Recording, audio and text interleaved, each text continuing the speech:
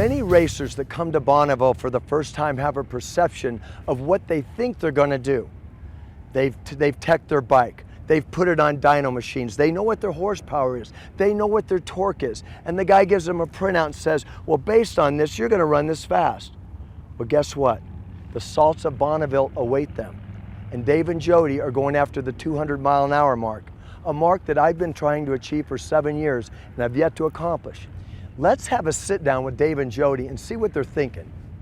Jody's been really bugging me for the last 2-3 years to go to Bonneville. Dad, we got to build a bike and go to Bonneville, you know? And, you know, with the industry the way it is and everything, you know, I said, well, we can't this year, you know, but sometime we will. And so for Christmas, she gave me a ticket to Bonneville, right?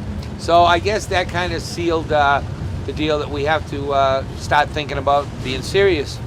So I told Jody, I said, the V-Twin show will be the deciding factor whether we're going to build a bike and go to Bonneville. Because it's very expensive, as you know, to do this, more than you could ever imagine. And so we went to V-Twin show, and the economy and the industry is, man, people aren't giving shit away anymore, you know, it's tough. And so I approached a half a dozen major manufacturers that are all friends of mine and told them that what we were going to do and asked if you'd be interested in being involved. And every one of them said, count me in, what do you need? Wow. I called Alan Alvarez, and because we wanted to run a Daytona Twin Tech, which is very, very hard to tune on a blown injected motor. And before I even got into it with Alan, he said, take down this number, this is the guy you need. So the guy's name was Dan Thayer. He's up in Buffalo, New York. Never met the guy. R&R was friends. R&R told me the same thing, man. If you can get this guy to program your ignition, you will be great. So I called Dan. Dan said, sure, I'm on board. I asked him, you want to be on board? You want to be part of the team? You want to go to Bonneville with us? He says, sure, I'd love to. So Dan sent us a shopping list of things he wanted done to the motor. And it was a lot of stuff, and you know, a lot of fabrication, and we did every single thing Dan wanted to a T. You know, we had to make a new plenum, and just lots and lots of things we had to do.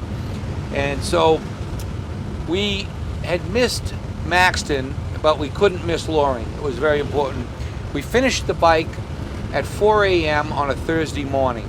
Now, we had been working, 4 of us, for 5-6 days straight, 14 hours a day to put the bike together. And this is in the rough, you know, no paint on it. I wasn't nervous at all. I just was more like, I had so much to think about and what I had to do, and, you know, focused on it, that when I got to the line, you know, I was like, you know, double checking everything and okay, got to do this. And then next thing you know, the guy's like, okay, you can go. And I just went and just looked straight ahead and just gave it as much throttle as I could and went. And I mean, the bike was so solid and, you know, just went straight ahead. And I mean, I didn't feel the wind at all. And that last pass, actually, there was a bunch of guys on Jap bikes that they wouldn't race anymore because the crosswinds was so bad. And I mean, I was probably leaning a little bit, but my bike is just so heavy and solid. I knew I was going fast. The pass before that, I did 162, and I knew it was either right around there or a little bit faster. And I knew like my shifting was good. I brought it up to the right RPMs. Like I was counting the gears. I went through it all in my head, and when I got to the end of the track, it was a good pass. Regardless of what my speed was, it was a good pass. So Bonneville, we're gonna go 200, and I'm gonna be the first female to do it on an American motorcycle. American V-Twin.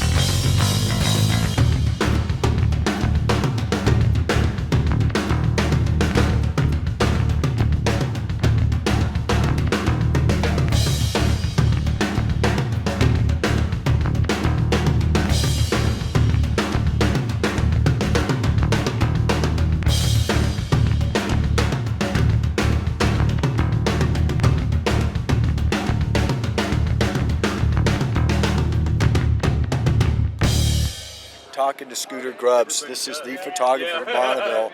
And the big conversation this year is Leslie Porterfield is a big topic, but also we're talking about Dave and Jody Perewitz, first timers out here. They've got a beast of a bike, but they've never taken it on salt and they've never been with a full body. What's your prediction? What'd she do on the asphalt? 167 without the body. She's never ridden a body partial streamline bike. Buck 55 on the first pass. And what's the fastest pass for the meet for her? 175. You heard it. First pass, buck 55. Fastest time, 175. And guess what? You're the second person that hit the 175 mark. Really? And the first guy's really smart. Where's that leave me? That means you're smart. You're parallel to her. Oh, she's smoking, man. She's got some speed up there. Fucking motorcycle coming by.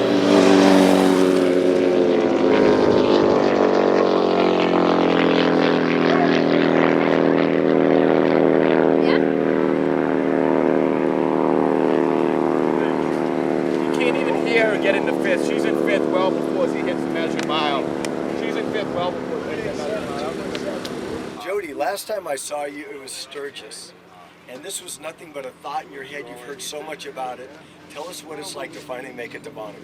Well, it was quite the honor just to be here, to make it here, to come out here. The salt's so beautiful. It's just, I can't even describe how awesome it is to be out here, and to meet all these great people and people that I've talked with on the phone, and to finally meet them in person, and to feel the excitement that's all around here. And then yesterday, after waiting a long day in line, we finally got to make a pass, and it was so exciting to just say that I rode at Bonneville. Just that one pass, just to say I rode at Bonneville, and it was a smooth run. The bike was solid. It was a great day, and today it's going to be even better. So Jody, describe the apprehension of the first pass. A lot of people waited in line yesterday from 11 o'clock till 5 o'clock to get in their first run. You've waited this long. Take us through yesterday's pre-pass and the pass. We knew that we were going to wait a long time before we could run, and we knew it was going to happen. And I had said to Ronnie, crew chief, and I said, we're only going to get one run in today. He goes, no, we'll get a couple. I said, we'll probably only get one in, but that's okay because we have the whole week. And, we were one of those people that waited, from probably 10:30 to 4 in line. And, it's, all right, come on, hurry up. We're not moving. It's hot out here. But you talk and chit-chat with people and, get to know them. And so it's not so bad. And then, you get up to the line. When that guy looks at you and he tells you to put your visor down and he gives you the flag, take it from there. As I'm at the line, before he even gives me the flag, I'm running through my head what I gotta do. I gotta, make sure I'm gonna be able to shift, make sure I gotta get my head down, my elbows in, my knees in. I gotta be able to get my feet on the pegs. Am I up far enough in the seat? So I'm going through all that in my head, and as soon as he waves that flag, I'm like, my first thing is my seat position. I gotta be able to get my feet on the pegs and slide my butt back. So that's the first thing that's running through my mind, and then the second I get that, I know that I can start to get on the throttle, get hunched down, and go. So now you're going down the track, you're shifting gears. How are we feeling? Good. I'm running through my head like, okay, don't, jerk the throttle at all. Look straight ahead. Don't look down. Watch for my RPMs and the shift light to come on. And more or less, even more than the shift light and the tach, I'm listening to the motor.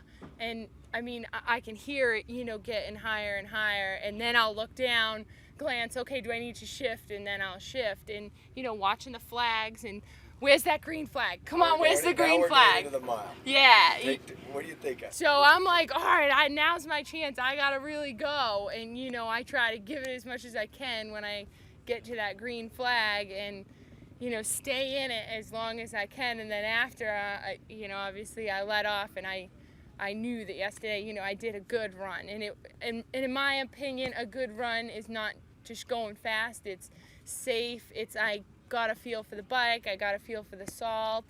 You know, I don't think my rear wheel broke loose at all. It was just a good run overall, not necessarily super fast. So it's day 2 now. You guys have already got a pass in today. This is pass number 2. Jody, describe what you ran yesterday, what you ran today, and why you're running like that, and how it went. Yesterday we ran 118, and then today we ran 135. I think the bike has a lot of potential. What we're seeing right now is she's barely even warming it up, you know? I mean, it's everything, every indication right now, you know, 100 miles an hour is like an idol to that thing. I'm looking for a number. A number. The magic number. The magic number. Ask us again at the end of the throwing day. out numbers. It's not something we're holding you to it. Right. But you are the guy who built this motor. I mean, you really, you know, you're the brains behind that motor. What is the capability of that motor out there under good perfect conditions? I think it certainly has the capability to do 200 by everything that I've seen. All right, well, let's get suited up and go race. Sounds good to me. Simon Edwards with a speed of 182.674 miles per hour. The next bike on the mountain course is bike 682. This is Todd Jean with Sodium Distortion Racing, who I talked to in the black and white last night.